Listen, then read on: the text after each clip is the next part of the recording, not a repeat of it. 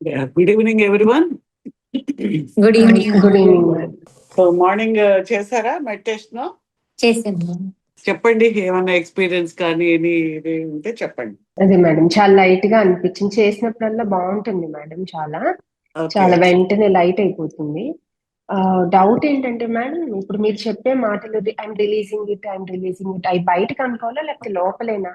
మనసులో అనుకోవడమే పీస్ అని కానీ? లోపల అనుకోండి, పైగా మరి క్లాస్ లో నేను లోపల అనుకుంటే మీకు అర్థం కాదు కదా. ఫర్ ప్రాక్టీస్ సేక్ పైకి అనిపిస్తాము, తర్వాత మీరు లోపల అనుకోండి, పైకి అనక్కర్లేదు. ఇప్పుడు కొన్ని భయాలు ఇప్పుడు మనం ఒక భయాలు వాటికి కూడా చేసుకోవచ్చా మేడం? నాకు ఒక ఇన్సిడెంట్ అంటే లేకపోతే కొంతమంది మనుషులు అంటే భయం అనుకుంటా. You write down all the things. మీరు రాసుకొని మీ లోపల ఏమేమిటి మీకు కంఫర్టబుల్ గా లేవు, what are all not needed for you. మీ మీద మీకు కొన్ని అభిప్రాయాలు ఉంటాయి. నాకు వీలు కాదు, నాకు కాలేదు, నా జీవితం ఇంతే, వేరే వాళ్ళు మిమ్మల్ని తక్కువ చూస్తారనే భావన ఉండొచ్చు, ఎవరి మీద నా కోపం ఉండొచ్చు, తల్లిదండ్రులు అవ్వచ్చు, బ్రదర్స్ అవ్వచ్చు, ఎవరన్నా కావచ్చు.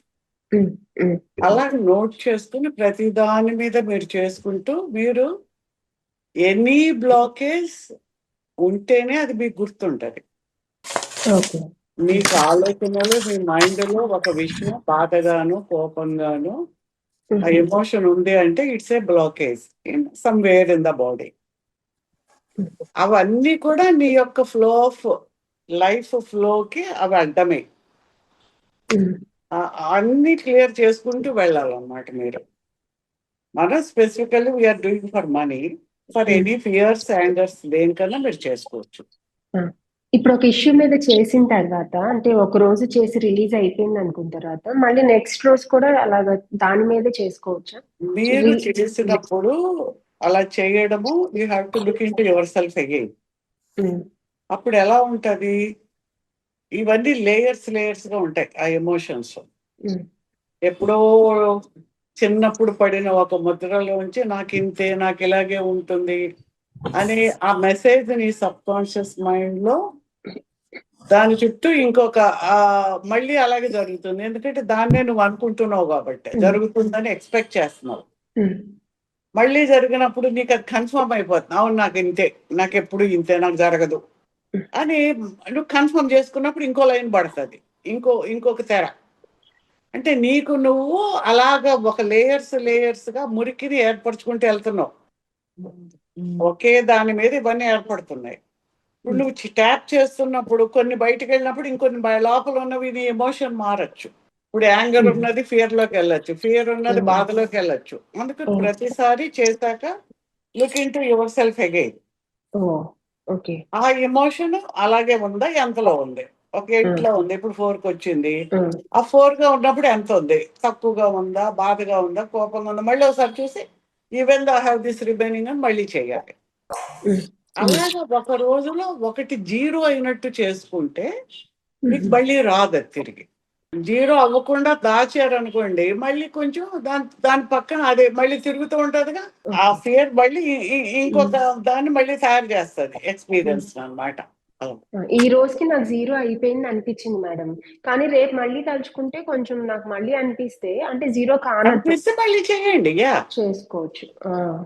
ఓకే, సో డైలీ ఎన్నిసార్లు అయినా చేసుకోవచ్చు, లిమిట్ అట్లా మరీ ఎక్కువ చేయకూడదు. ట్యాపింగ్ కదా, బ్రెయిన్ ప్రతి ట్యాపింగ్ కి 1440 టైమ్స్ ఆఫ్ న్యూరోనల్ యాక్టివేషన్ జరుగుతుంది. ఎలాగంటే తగ్గిపోతుంది అనేది కాదు, ఆ నర్వస్ సిస్టమ్ మీద నర్వ్స్ లోకి వెళ్ళి వాటి ఎలక్ట్రికల్ ఇంపల్సెస్ వెళ్ళి వాటిలో ఉన్న బ్లాక్స్ ని వాటిని క్లియర్ చేస్తూ ఉంటది. You have to give some time for them to work. అందుకని మీరు ఒక 20 minutes అలాగా, ఒక 5-6 అంటే 3 times అలాగా, ఒకటి 0 అయిపోతే ఇంకా ఆ రోజుకి వదిలేయండి.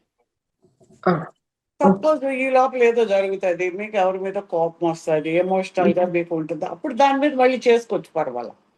కొత్త ఇష్యూ మీద చేసుకోవచ్చు. కొత్త ఇష్యూ ఉంటే అనిపిస్తే చేసుకోండి, అంతేగాని చేయమన్నారు గంటలు చేస్తే చెయ్యొద్దు అది. ఎందుకంటే నర్వ్స్ మీద అది వర్క్ చేయాలి. బట్ ఓవర్ వర్క్ లోకి చేయకూడదు మనం. Right right, thank you. చాలా బాగుందండి. ఈ ఇన్స్టెంట్ గా రిలీఫ్ వచ్చేస్తుంది. ఇన్స్టెంట్ గా అది లోపల ఏర్పడిన బ్లాక్స్ ని క్లియర్ చేస్తుంది. అది చేసే కొంది ఎక్స్పీరియన్స్ కూడా మారుతుంది, చేసే కొంది ఇంకా ఫ్రీ అవుతుంది. Yeah.